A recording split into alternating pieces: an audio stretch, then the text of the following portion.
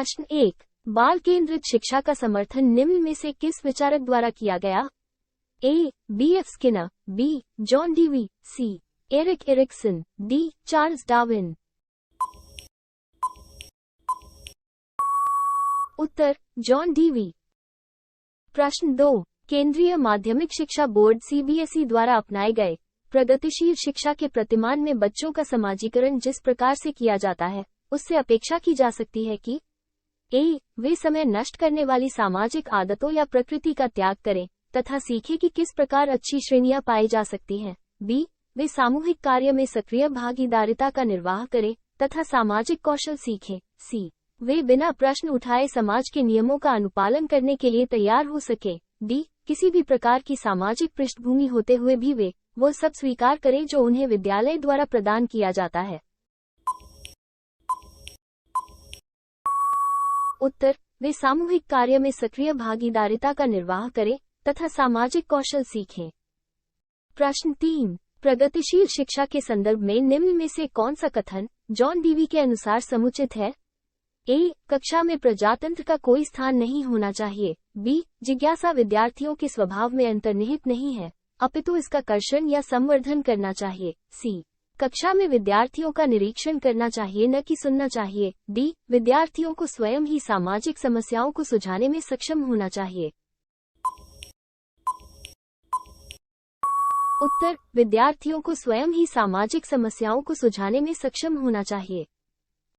प्रश्न 4, John Dewey द्वारा समर्थित लैब विद्यालय के उदाहरण हैं?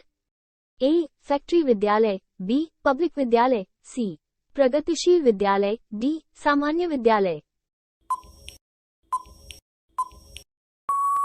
उत्तर, प्रगतिशील विद्यालय।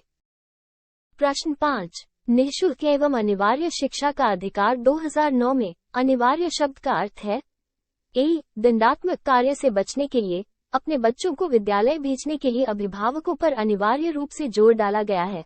बी. अनिवार्य शिक्षा सतत परीक्षण के माध्यम से प्रदान की जाएगी। सी. केंद्र सरकार दाखिले उपस्थिति और प्रारंभिक शिक्षा की पूर्णता को सुनिश्चित करेगी। डी. उचित सरकारें दाखिले उपस्थिति और प्रारंभिक शिक्षा की पूर्णता को सुनिश्चित करेगी। उत्तर, उचित सरकारें दाखिले उपस्थिति और प्रारंभिक शिक्षा की पूर्णता को सुनिश्चित करेगी।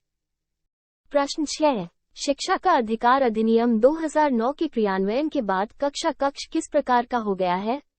ए. आयु के अनुसार अधिक समजातीय है। बी. आयु के अनुसार अधिक विषम जातीय है। सी.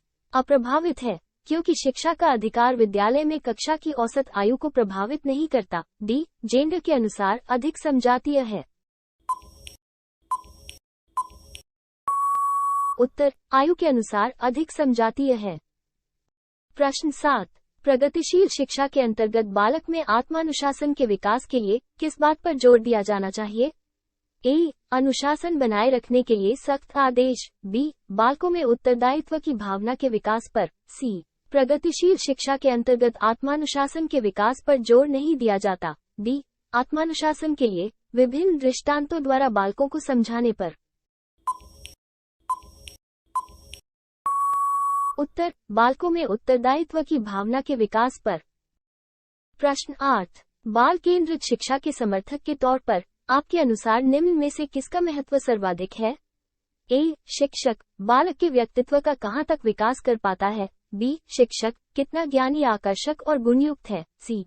शिक्षक अपने विद्यालय को कितना अधिक भव्य दर्शाने में सक्षम है। डी. शिक्षक की पहचान का दायरा कितना विस्तृत है। उत्तर, शिक्षक बालक के व्यक्तित्व का कहां तक विकास कर पाता है। प्रश्न 9, निम्नलिखित में से कौन सी बाल केंद्रित शिक्षा की विशेषता नहीं है? ए. बालक के सर्वांगीण विकास पर जोर देना। बी. बालक के मनोविज्ञान को समझना। सी. बालक को केवल तथ्यात्मक ज्ञान से अवगत कराने पर जोर देना। डी. बालक के मनोविज्ञान को समझते हुए उसकी समस्याओं को दूर करना। उत्तर, बालक को केवल तथ्यात्मक ज्ञान से अवगत कराने पर जोर देना। आगे बढ़ने से पहले अगर आपको वीडियो पसंद आया हो तो कर दीजिए लाइक और चैनल को सब्सक्राइब करके बेल आइकॉन को दबाना ना भूलें ताकि आपको हमारी सभी वीडियोज के नोटिफिकेशन मिलते रहे। प्रश्न 10। बाल केंद्रित शिक्षा के लिए निम्नलिखित में से कौन सा कारक आधार है?